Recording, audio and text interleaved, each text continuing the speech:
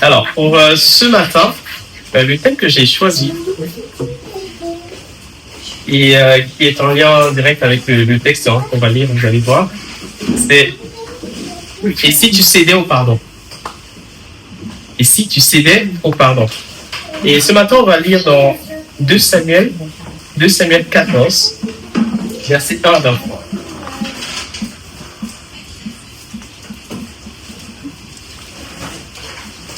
De Samuel 14, 1 à 23, je vais lire pour nous. Alors, Joab, fils de Thérouja, s'aperçut que le cœur de David, du roi, était porté pour Absalom. Il envoya chercher Tekoa, une femme habile, et lui dit, « Montre-toi désolé et revêt des habits de deuil. Ne bois pas d'huile, sois comme une femme qui, depuis longtemps, pleure un mort. Tu iras ainsi vers le roi et tu lui parleras de cette manière. » Et Joab lui mit dans la bouche ce qu'elle devait dire. La femme de Tekoa alla parler au roi. Elle tomba la face contre terre et se prosterna.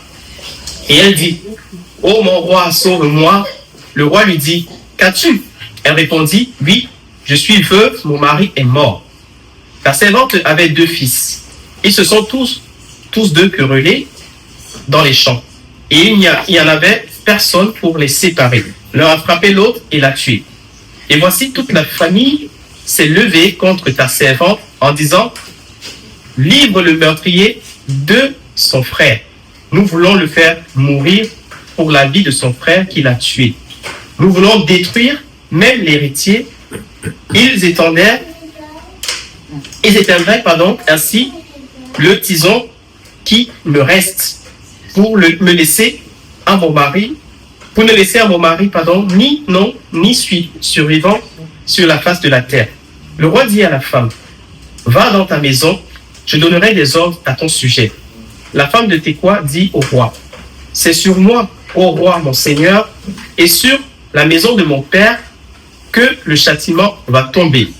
Le roi et son trône n'auront pas à en souffrir. » Le roi dit, « Si quelqu'un parle contre toi, amène-le-moi, et il ne lui arrivera plus de te toucher. » Elle dit, « Que le roi se souvienne de l'Éternel, ton Dieu, afin que le vengeur du sang n'augmente pas la ruine, et qu'on ne détruise pas mon fils. » Et il dit, « L'Éternel est vivant, il ne tombera pas à terre un cheveu de ton fils. » La femme dit, « Permets que ta servante dise un mot à mon seigneur, le roi. » Et il dit, « Parle. » La femme dit, « Pourquoi penses-tu de la sorte à l'égard du peuple de Dieu, puisqu'il résulte des paroles même du roi que le roi est comme coupable en ne rappelant pas celui qu'il a proscrit.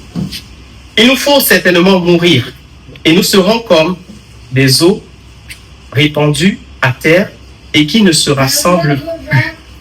Dieu n'ôte pas la vie, mais il désire que le fugitif ne reste pas banni de sa présence. Maintenant, si je suis venu dire ces choses au roi, mon Seigneur, c'est que le peuple m'a effrayé. Et ta servante a dit, je veux parler au roi. Peut-être le roi fera-t-il ce que dira sa servante. Lui, le roi, écoutera sa servante pour la délivrer de la main de ceux qui cherchent à nous exterminer, moi et mon fils, de l'héritage de Dieu. Ta servante a dit que la parole de son Seigneur, le roi, me donne le repos. Car mon Seigneur, le roi, est comme un ange de Dieu, prêt à entendre le bien et le mal. Et que l'Éternel, ton Dieu, soit avec toi. Le roi répondit et dit à la servante, ne me cache pas ce que je vais te demander. Et ta servante, et la femme dit, que mon Seigneur, le roi, parle. Le roi dit alors, la main de Joab n'est-elle pas avec toi dans tout ceci? Et la femme répondit, aussi vrai que ton âme est vivante, ô roi, mon Seigneur, il n'y a rien à droite ni à gauche de tout ce que dit mon Seigneur le roi.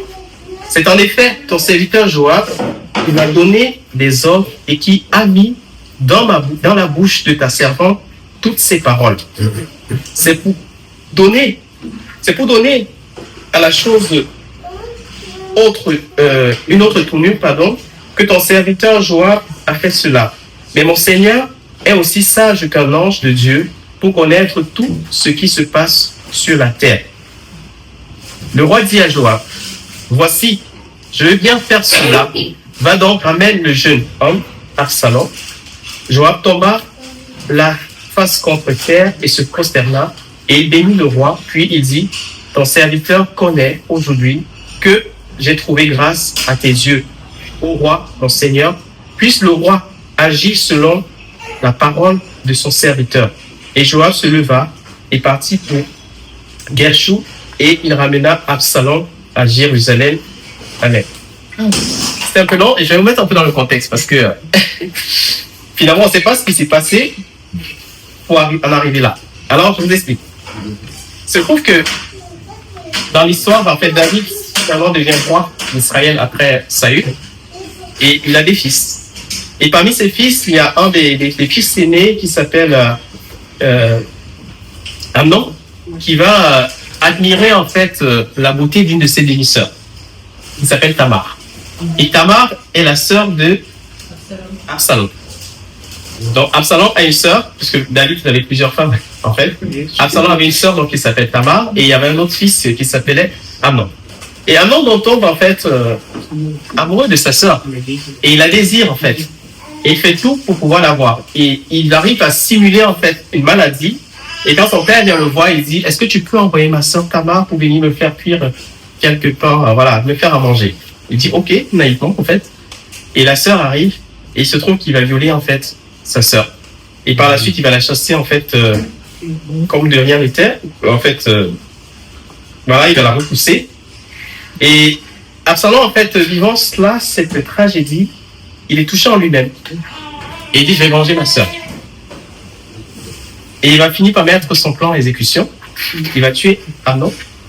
Et par la suite, David est très en colère en fait contre son fils par rapport à ce qu'il a fait.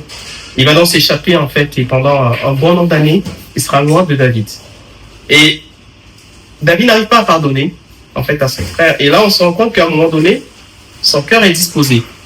Et c'est Joab, en fait, chef armé, en tout cas, de David, qui prend l'initiative de venir parler à David au travers d'une femme qui lui raconte une histoire, en simulant, en fait, qu'elle est veuve.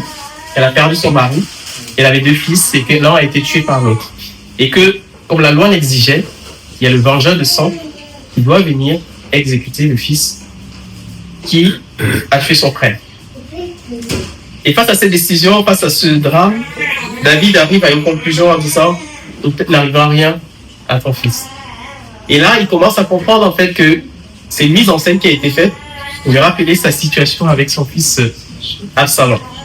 Et là, il le découvre en fait, il dit à la dame, mais n'est-ce pas Joab en fait qui est derrière tout ça? Et elle dit effectivement c'est le cas. Et là, il va voir Joab, il dit, ok, j'ai reçu le message, et maintenant je te permets d'aller chercher Absalom. Son cœur est apaisé en tout cas par rapport à lui. Et on peut se questionner effectivement sur l'acte en fait par lequel l'acte de Absalom. Absalom avait beaucoup d'estime en fait pour sa sœur. Il aimait bien. Et quand on regarde en fait dans 2 Samuel 14 verset 27, on nous dit qu'Absalom a eu 3 fils et une fille qui s'appelait Tamar. En fait, on se rend compte qu'il avait beaucoup d'estime pour sa sœur parce que finalement il a même eu une fille. Il a donné le nom de sa sœur en fait. Donc il a été touché par ce qui s'est passé. Et l'histoire ne nous dit pas clairement en fait comment David en fait a géré la situation lorsque l'une de ses filles a été violée. Donc, soit effectivement il y a une négligence en fait par rapport à la situation, elle n'a pas été tranchée, elle n'a pas été résolue, il n'a pas été puni par rapport à l'acte qu'il a commis. Et ce qui fait que c'est quelque chose qui a certainement alimenté encore la colère en fait d'Absalom vis-à-vis de son frère. Alors, face à des situations pareilles, il y a toujours 2 issues. Soit le pardon, soit la vengeance. Mais Dieu nous amène en tout cas à aller dans le chemin du pardon. Alors mon premier point, c'est réconciliation entre fils et père terrestre. Réconciliation entre fils et père terrestre, il y a 2 ans après le meurtre, en fait, après le meurtre de Amnon, alors que, non, pardon, 2 ans après que la fille a été violée, Amnon décide donc de mettre à exécution sa vengeance. Il se met dans la faute contre son père, il prend la fuite, et c'est 3 ans plus tard que finalement, Joab sent que David, en fait, est prédisposé à pouvoir pardonner et qu'il prend cette initiative de venir vers lui. David a réussi à attendre une main de pardon à son fils Absalom, exilé depuis la mort de Amnon. Perdre son fils a été pour lui quelque chose de très douloureux. Et je pense que tout parent serait dans cette situation-là. Et encore plus de la manière dont les choses se sont passées. Et 2 ans étaient passés. Et on se disait, mais en fait, après ça, en fait, c'était passé, c'était coulé. Et on ne s'attendait plus à ce qu'il y ait une vengeance, en fait, quelque part. C'est au moment où personne ne s'y attendait que finalement, il a frappé. Et quelqu'un disait, voilà, la vengeance, c'est un plat qui se mange froid. Je pense que 2 ans, ça a permis de bien refroidir, en tout cas, le plat. Et donc, situation très douloureuse. Et la loi exigeait, en fait, que, ça, on peut le voir dans Nombre 35 et Deutéronome 19, quand Dieu avait réparti les terres, il avait dit qu'il y a des villes, en fait, qui allaient rester pour abriter des personnes qui seraient justement poursuivies pour avoir commis un meurtre tel que celui-ci. Et il fallait qu'ils se réfugient là-bas le temps qu'on organise le procès et qu'ils soient jugés. Parce que bien sûr, il y avait aussi des innocents, il y avait des accidents qui arrivaient. Et finalement, ça causait la mort. Ce n'était pas un acte volontaire. Et Dieu avait donc prévu tout cela. Mais du coup, il y avait le vengeur de sang qui devait venir pour exterminer ou tuer celui, en fait, qui avait commis la faute. Et il se trouve que le vengeur de sang, c'était la famille la plus proche, en fait. Le parent le plus proche. Et pour le cas présent, David, en fait, est le parent le plus proche de son fils Amnon. Et il se trouve dans une position, c'est qu'il doit également donner la mort à Absalom. Mais il est également roi. Il a également la possibilité, voilà, de trancher, de gérer la chose autrement en pensant au fait que c'est son fils. Lui, le vengeur de sang, mais Dieu nous invite toujours au pardon. Je suis d'accord avec vous à 100% que c'est plus facile à dire qu'à faire. Hein? Je suis d'accord. Mais en regardant bien les choses, on se rend compte que il y a nécessité de pardonner parce que David, en fait, finalement, s'il exécute la loi, en fait, s'il applique, en fait, sa vengeance vis-à-vis de son frère, de son fils Absalom, au lieu de perdre un fils, il en a perdu 2. Oui. Donc, à un moment donné, se dire, est-ce que je ne vais pas aller finalement sur la voie du pardon que de me retrouver être endeuillé à 2 reprises. Mais on a également besoin de donner le pardon pour nous-mêmes. Si on dit que c'est 3 ans plus tard que David est prédisposé à revoir Absalom, ça veut dire que pendant 3 ans, il a porté le deuil. Pendant 3 ans, il a ruminé cela en lui. Pendant 3 ans, il n'était pas du tout tranquille, il n'était pas en paix. Et à un moment donné, il fallait en fait qu'il puisse aller dans la réconciliation avec son fils pour être lui-même en paix. Ma prière, c'est que Dieu nous fasse grâce afin qu'on puisse être des personnes propres et prédisposées, notamment, à aller dans cette voie du pardon, mais également être des acteurs, des connecteurs, en fait, qui amènent les autres à pouvoir être dans le pardon, comme l'a fait Joab. Parce que lui, il était prédisposé, mais je ne peux pas laisser David et Absalom être dans cette situation. Et à chaque fois, il était attentif, en fait, à la réaction du roi. Comment est-ce qu'il réagit? Est-ce que là, il est plus disposé? Et parce qu'il était plus disposé, il s'est mis en action, en fait, pour pouvoir réconcilier les 2 parties. Et David, aujourd'hui, il ressent ce qu'aurait ressenti, j'avais dit, les parents de Uri. Connaissez l'histoire de David. Il s'est passé un moment de sa vie. Hein? Dieu ne nous donne pas juste tout ce qu'il a fait qui est bien. Il nous donne aussi tout ce qu'il a fait qui n'était pas top. Et David, on se rappelle, il a ôté la vie à Uri à cause de sa femme. Et vous imaginez ce que ses parents pouvaient ressentir en fait. Et là, David le ressent maintenant, en vivant la situation, en se rendant compte en fait qu'il a perdu un fils, mais il avait fait perdre également un fils à une autre famille dans le temps. Joab, serviteur armé dans le David, réalise que le temps a fait son effet et que le cœur de David est plus apaisé vis-à-vis de Absalom. La blessure a commencé à cicatriser et va initier un plan pour l'amener à réaliser qu'il a besoin de pardonner à son fils perdu. L'histoire toute montée, en fait, va lui donner de réaliser qu'il a perdu un fils et qu'il peut ne pas en perdre l'autre.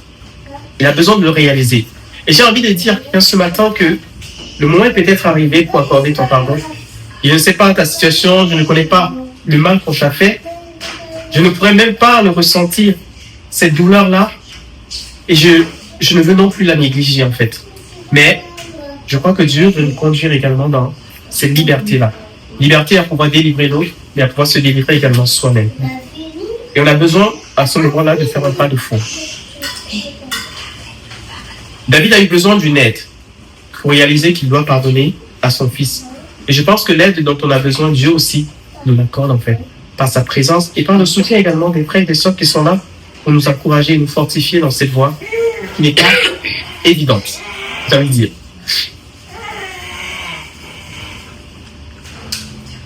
Et si on nous dit que David n'était plus en paix, c'est parce que pendant 3 ans, il a réuni en fait ce deuil.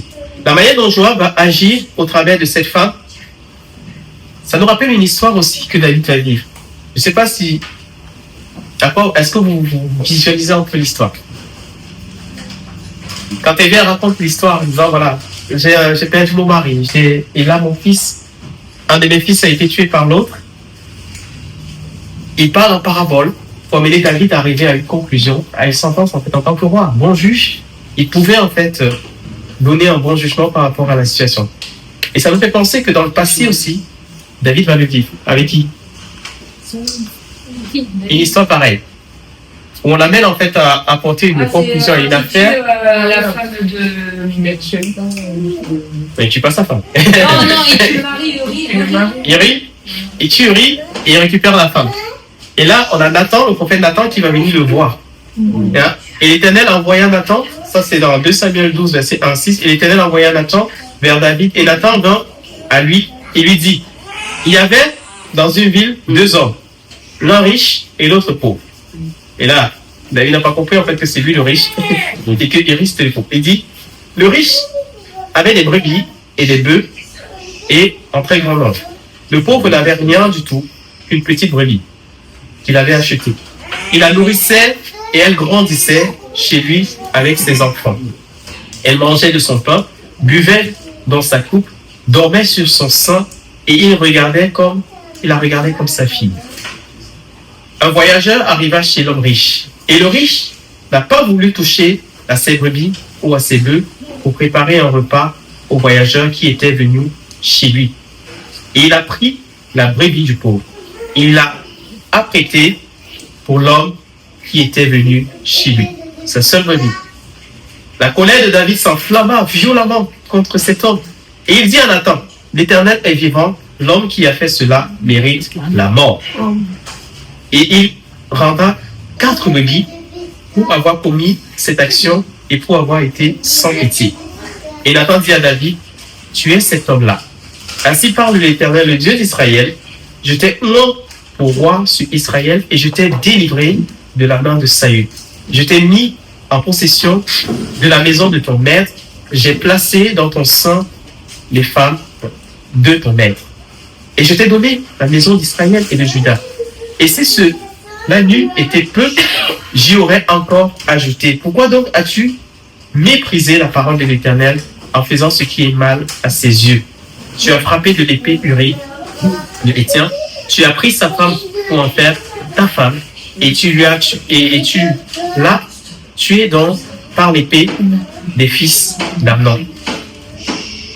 Là, on a une histoire, voilà, que David a déjà vécue. Et par les mêmes circonstances, la même situation, il dit, tu es le roi, tu as la possibilité, en fait, de donner un jugement. Et alors, là, on lui raconte une histoire. Et à chaque fois, il se rend dans sa tête. Et j'aime bien David parce qu'il est juste. Parce que quand il le dit, et qu'il reconnaît, quand Nathan même va lui reprocher, en fait, il va dire, je reconnais, j'ai péché contre l'Éternel. Et pour lui, en fait, sa sentence, voilà, il la mérite. Il la mérite, mais Dieu dit, tu ne vas pas mourir. Mais l'enfant qu'elle portait, il va mourir.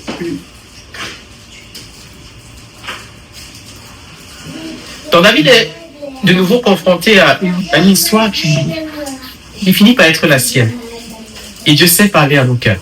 Il y a des circonstances, voilà, auxquelles Dieu dit, je vais passer comme ça pour pouvoir parler. Afin qu'il puisse comprendre, afin qu'il puisse saisir la pensée, ce que je vais lui dire. j'ai une question, comment savoir qu'on a pardonné?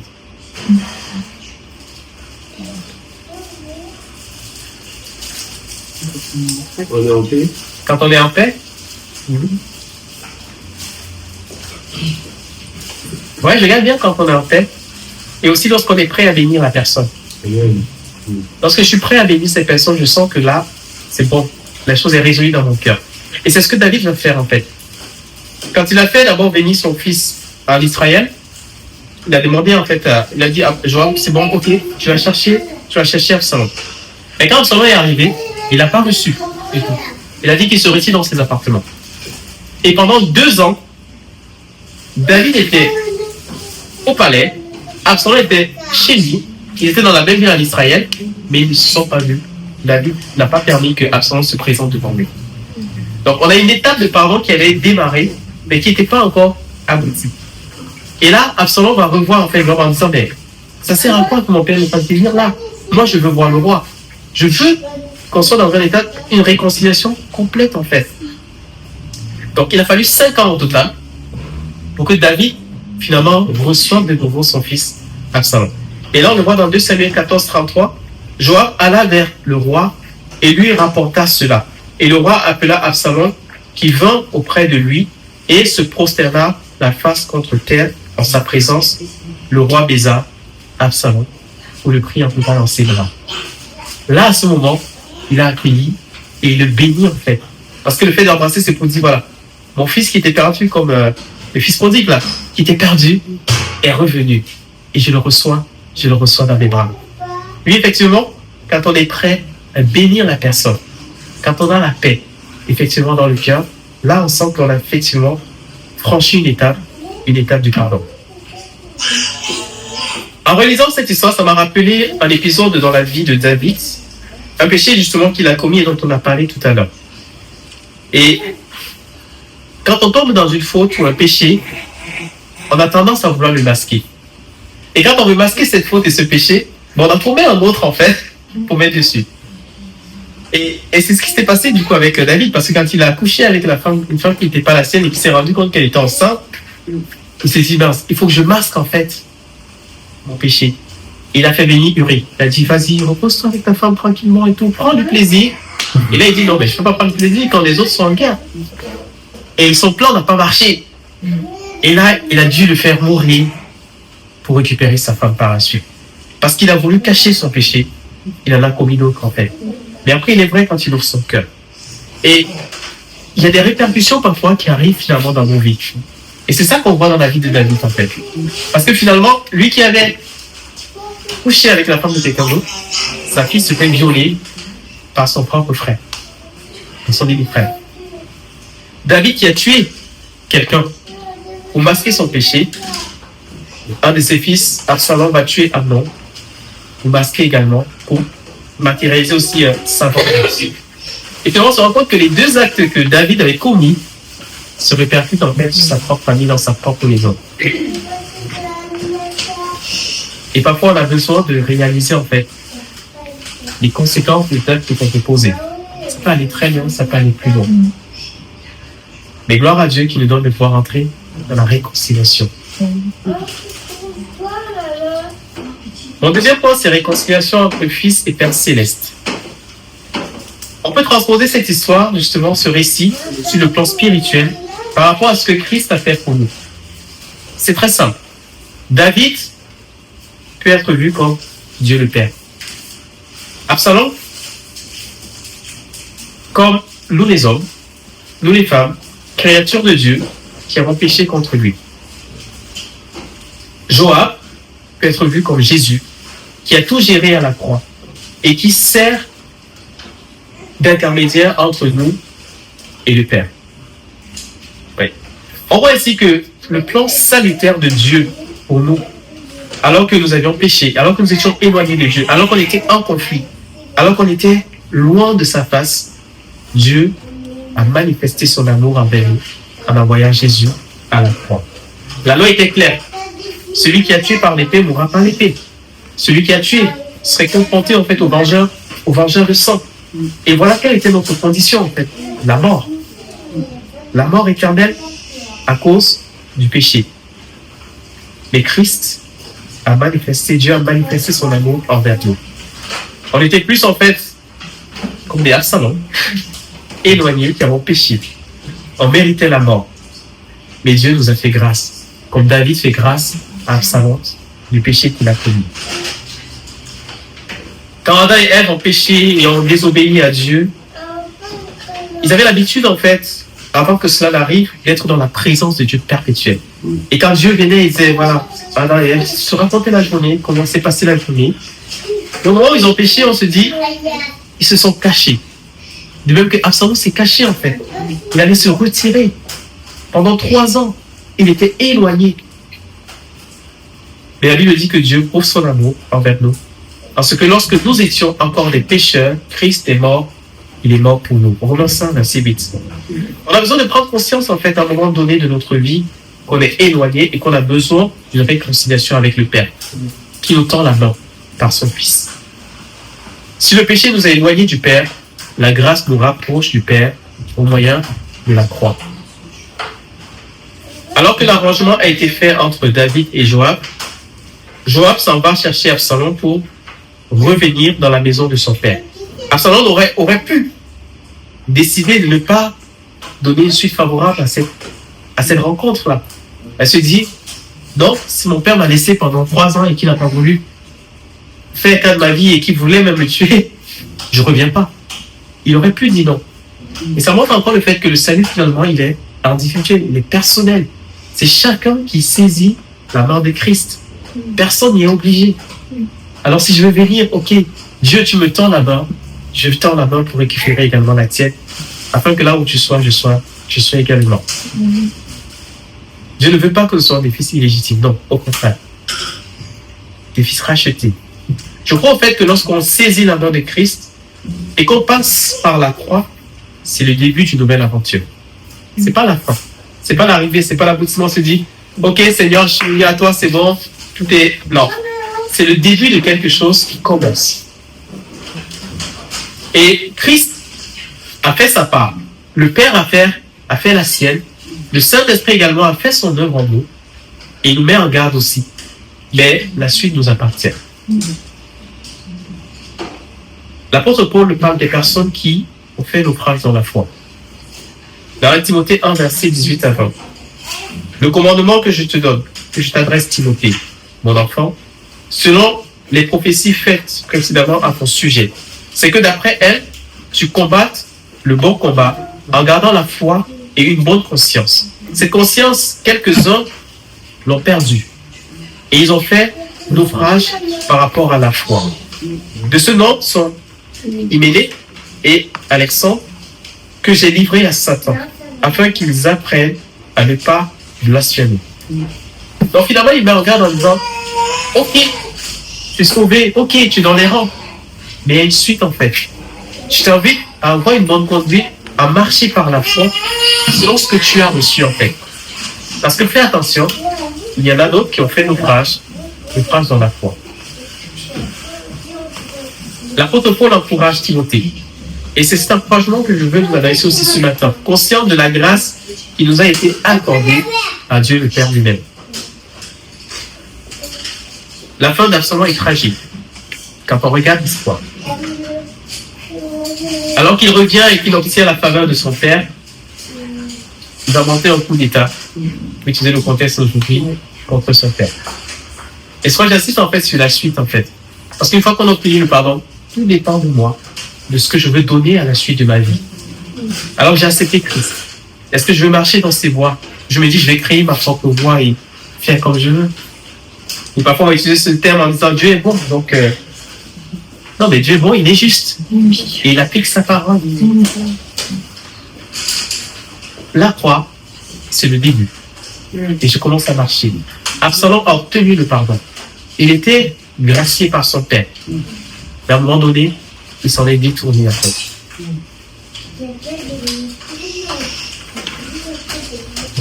Il a rassemblé des personnes à sa cause. Et on nous dit en fait qu'il se mettait sur le chemin, puisque le roi en fait c'est celui qui donnait, qui jugeait les situations. Et il avait la sagesse pour le faire. Parce que Dieu lui avait donné. Et on dit, il se mettait sur la route, et quand il voyait des personnes qui allaient à Jérusalem pour rencontrer le roi, pour exposer leurs problèmes, les situations, il disait, non, t'inquiète, il ne me remet pas le temps pour gérer ton histoire et tu ne vas pas bien juger. T'inquiète pas, moi je gère ton affaire. Et c'est comme ça qu'il a mis des personnes à sa cause. Et il est certes vrai que David, à un moment donné, était certainement très occupé, donc il n'avait pas forcément le temps de gérer toutes ces situations-là. Et Absalom en a tiré profit. Il a commencé à mettre des personnes dans son... Voilà. À créer un groupe, en fait, qui va pouvoir le soutenir. Il va aller convoiter le trône de son père. Et quand son père va le savoir, il va se mettre en fuite. Bon, David avait un peu l'expérience déjà de la fuite dans le désert avec Saïd. Et du coup, là, il va rebelote, il reprend la route. C'est David qui se cache. C'est David qui se cache. Oui, David se cache à ce moment-là. Parce qu'Absalom va aller dans une autre ville, en fait, il va préparer en fait les soldats et tout pour venir s'emparer du royaume.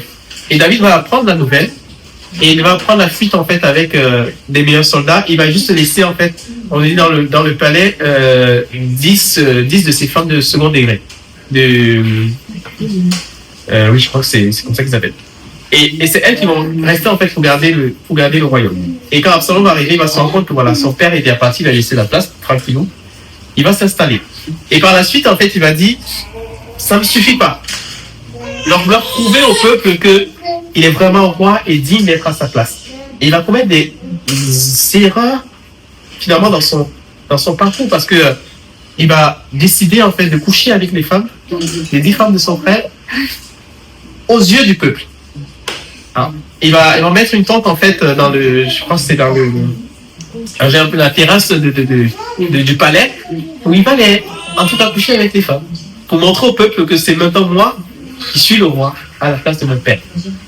Et il va aller plus loin, à vouloir tuer son père, à faire la guerre à son père.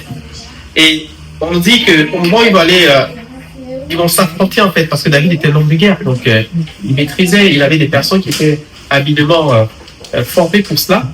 Et quand ils vont arriver, il y aura une bataille. Il y a 20 000 hommes qui vont tomber de l'armée en fait de Absalom. Et ça fait encore des pertes finalement dans le peuple, parce que c'est le même peuple en fait qui se combat entre eux. Et là on voit combien où la convoitise peut nous emmener jusqu'au le péché en fait peut nous conduire à faire des choses qui ne sont pas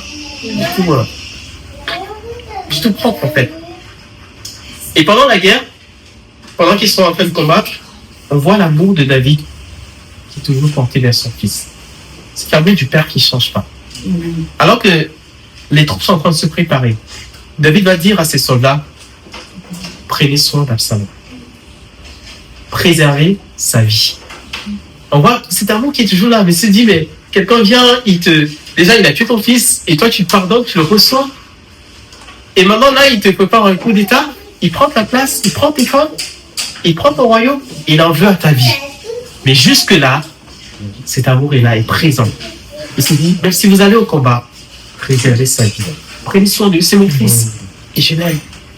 Et c'est la même chose que Dieu a vis-à-vis de nous. Et à chaque fois qu'on tombe, à chaque fois qu'on pêche, à chaque fois qu'on le confronte, son amour est toujours là, présent. On le voit au travers de David. Malgré tout cela, son père continue de l'aimer. Et du coup, pendant la guerre, quand Absalom se rend compte en fait que son ami est vaincu par l'armée de David, il va monter sur son cheval, il va prendre la fuite. Et on nous dit, il va passer au milieu des arbres en fait, et ses cheveux vont s'accrocher en fait sur des branches. Et du coup, il sera suspendu entre ciel et terre. Il sera placé là. Et il y a un des soldats qui va le voir, qui va aller voir Joab, le chef de l'armée, pour dire, j'ai vu Absalom en fait qui a frotté dans les arbres. Il va dire, mais pourquoi tu l'as pas tué? Il dit, bah non, j'ai bien entendu le roi donner des recommandations de ne pas le tuer, de préserver sa vie. Et Absalom, qui était au départ celui-là qui a réconcilié David et son fils, c'est lui qui va aller donner le coup. Joab, pardon, autant pour moi. C'est lui qui va aller donner le coup à Absalom en fait, pour le tuer. Et les 10 autres soldats qui seront avec lui vont également le faire, et son corps va être jeté dans les fosses. Il y a un temps pour tout. Il y a un temps de grâce. Mais après, il y a un temps de jugement qui va arriver. Et là, on est encore dans le temps de la grâce, on doit pouvoir profiter et être pleinement à vivre cela, à saisir la grâce qui nous est accordée. Et ce que Absalom avait de précieux, finalement, c'est ça qui va causer également sa perte. Sa chevelure. On nous dit qu'il était d'une beauté magnifique. Je suis rien à ses côtés. C'est là qu'on se dit, est-ce qu'il est beau et tout. Mais il était magnifique en fait. On nous dit de la plante des pieds jusqu'aux cheveux. Et il avait tellement de cheveux que chaque année, il se faisait couper les cheveux. Et ça allait jusqu'à peu près 2 kilos. Vous imaginez qu'on coupait de sa tête. Et je pense qu'il a beaucoup utilisé sa beauté là aussi pour pouvoir séduire voilà, les personnes et pouvoir les avoir au trône. Et je peux le lire, hein, c'est dans 1 Samuel 14, 26, on dit il y avait donc un homme dans tout Israël aussi renommé. Il n'y avait pas d'homme dans Israël aussi renommé qu'Absalom pour sa beauté, depuis la plante des pieds jusqu'au sommet de la tête. Il n'y avait point en lui de défaut. Lorsqu'il se rasait la tête, c'était chaque année et qu'il se la rasait parce que la chevelure pesait. Et le poids des cheveux de sa tête était de 206. Ça, c'était mais à peu près dans les 2 kilos qu'on réussissait à couper le cerf. C'est 2 Samuel. 2 Samuel 14, 25 à 26. Donc là, on nous parle en fait comment il était magnifique. Et on dit, voilà, il y avait 3 fils, et même quand on présente sa fille, on dit qu'il était d'une beauté en fait. Donc, Dieu lui a été grave de tout cela. Et finalement, c'est ça qui va poser sa tête, ses cheveux en fait, qui vont le retenir alors qu'il est en fuite et qu'il se dit, je vais enfin m'échapper. Et là, ses cheveux le retiennent. Et parfois, ce qu'on a et c'est ce qu'on nous attache, et c'est ce qu'on s'attache en fait. Parfois, c'est ça qui vient causer notre perte. Et ça montre encore le détachement en fait qu'on va avoir. Soit cette chose nous lâche, soit elle conduit à notre perte. Et il va connaître ainsi la mort.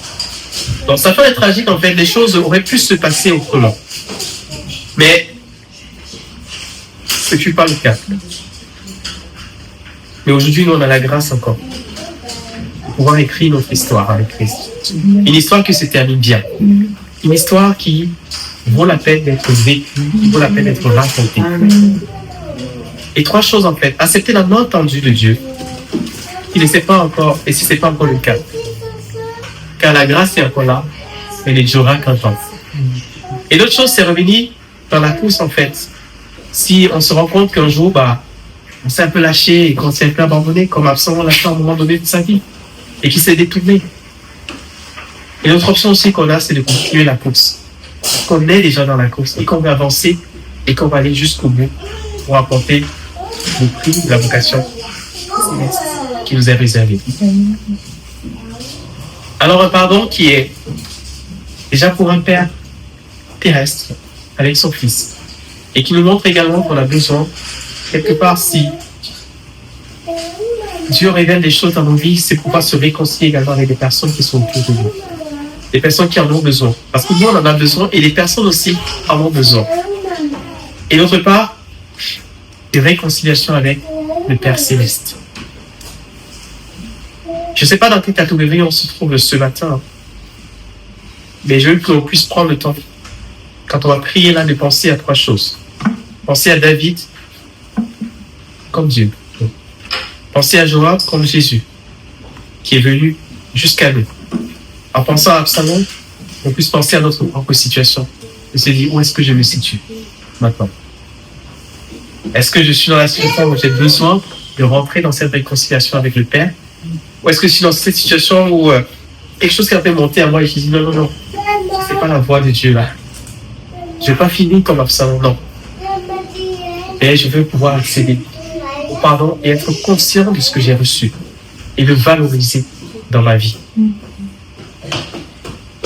Ou est-ce qu'on se dit voilà, j'ai besoin d'être fortifié pour continuer cette course qui a commencé avec Christ. Amen. On va prendre le temps pour prier.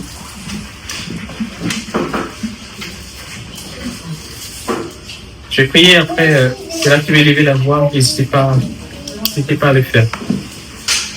Seigneur Jésus, je te dis merci encore pour ta grâce ce matin. Tu nous enseignes au travers de la vie de David, de la vie d'Absalom, de la vie de toi, Seigneur Jésus. Tu vois cette situation qui était difficile pour David de perdre un fils, Seigneur.